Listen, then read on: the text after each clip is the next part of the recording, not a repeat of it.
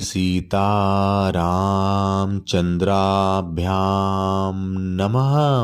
श्रीमद् वाल्मीकि रामायण बालकांड 50वां सर्ग। श्री राम आदि का मिथिलागमन।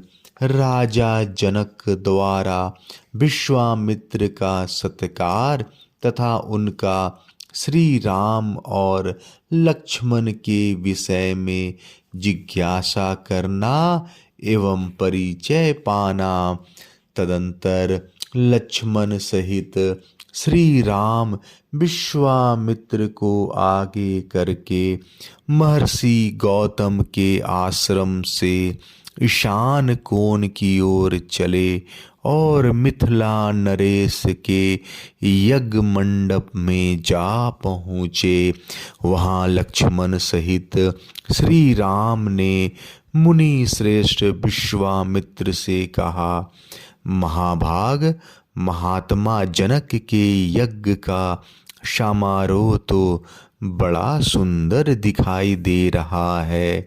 यहाँ नाना देशों के निवासी सहस्त्रों ब्राह्मण जुटे हुए हैं, जो वेदों के शवाध्याय से शोभा पा रहे हैं। ऋषियों के बाड़े सैकड़ों छकड़ों से भरे दिखाई दे रहे हैं। ब्राह्मण, अब ऐसा कोई स्थान निश्चित कीजिए जहां हम लोग भी ठहरे।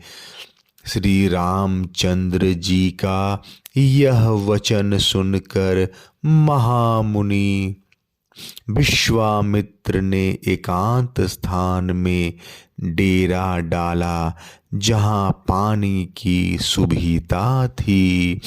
अनिंद उत्तम आचार विचार वाले नृपश्रेष्ठ महाराज जनक ने जब सुना कि विश्वामित्र जी पधारे हैं, तब वे तुरंत अपने पुरोहित शतानंद को आगे करके अर्घ के लिए विनीत भाव से उनका स्वागत करने को चल दिए। उनके साथ अर्घ लिए महाराज ऋत्विज भी शीघ्रता पूर्वक चले।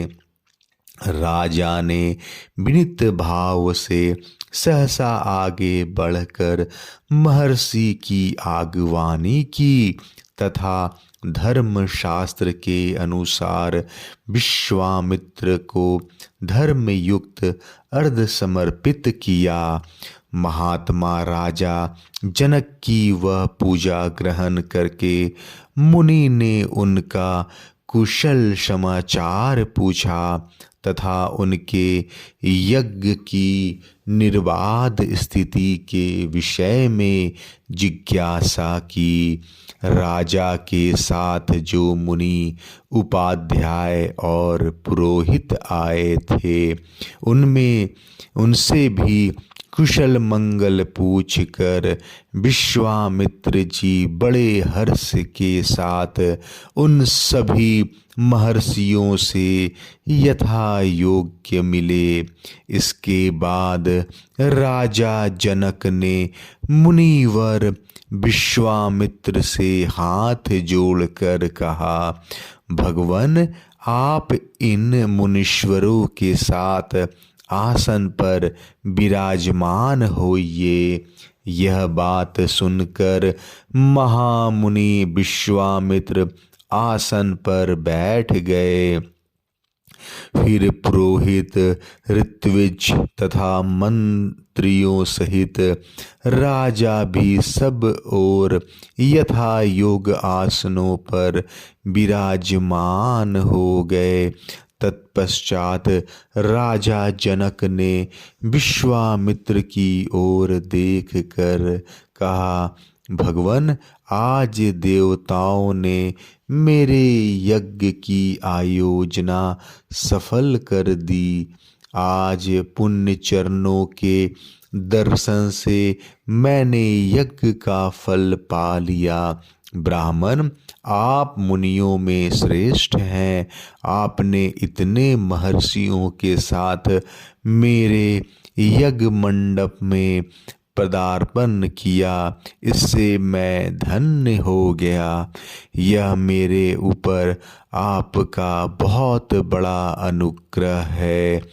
ब्रह्मर्षि मनीषी ऋत्विजों का कहना है कि मेरे यज्ञ दीक्षा के 12 दिन ही शेष रह गए हैं।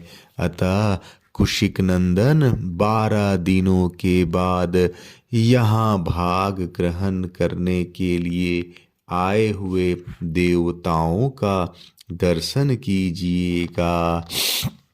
मुनिवर विश्वामित्र से ऐसा कहकर उस समय प्रसन्न मुख हुए। जितेंद्रिय राजा जनक ने पुनः उनसे हाथ जोड़कर पूछा, महामुने, आपका कल्याण हो। देवताओं के समान पराक्रमी और सुंदर आयुध धारण करने वाले ये दोनों वीर राजकुमार, जो हाथी के समान मंद गति से चलते हैं और सिंह और सांडों के समान जान पड़ते हैं, प्रफुल्ल कमल दल के समान सुशोभित हैं, तलवार, तरकश और धनुष धारण किए हुए हैं, अपने मनोहर रूप से अश्विनी कुमारों को भी लज्जित कर रहे हैं, जिन्होंने अभी अभी यौवन अवस्था में प्रवेश किया है तथा जो स्वेच्छानुसार देवलोक से उतरकर पृथ्वी पर आए हुए 2 देवताओं के समान जान पड़ते हैं। किसके पुत्र हैं और यहाँ कैसे, किस लिए अथवा किस उद्देश्य से पैदल ही पधारे हैं। जैसे चंद्रमा और सूर्य आकाश की शोभा बढ़ाते हैं, उसी प्रकार ये अपनी उपस्थिति से इस देश को विभूषित कर रहे हैं। ये दोनों एक दूसरे से बहुत मिलते जुलते हैं। इनके शरीर की ऊंचाई, संकेत और चेष्टाएं प्रायः एक सी है। मैं इन दोनों काक पक्षधारी वीरों का परिचय एवं वृतांत यथार्थ रूप से सुनना चाहता हूँ। महात्मा जनक का यह प्रश्न सुनकर अमित आत्मबल से संपन्न विश्वामित्र जी ने कहा, राजन, ये दोनों महाराज दशरथ के पुत्र हैं। इसके बाद उन्होंने उन दोनों के सिद्धाश्रम में निवास, राक्षसों के वध, बिना किसी घबराहट के मिथिला तक आगमन, विशालापुरी के दर्शन, अहल्या के साक्षात्कार तथा महर्षि गौतम के साथ समागम आदि का विस्तार पूर्वक वर्णन किया।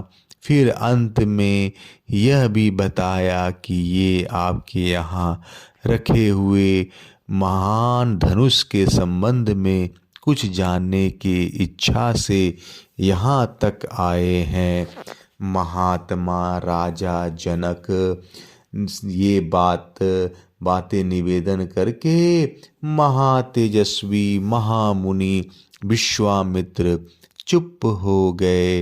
बालकांड 50वां सर्ग समाप्त। जय श्री राम।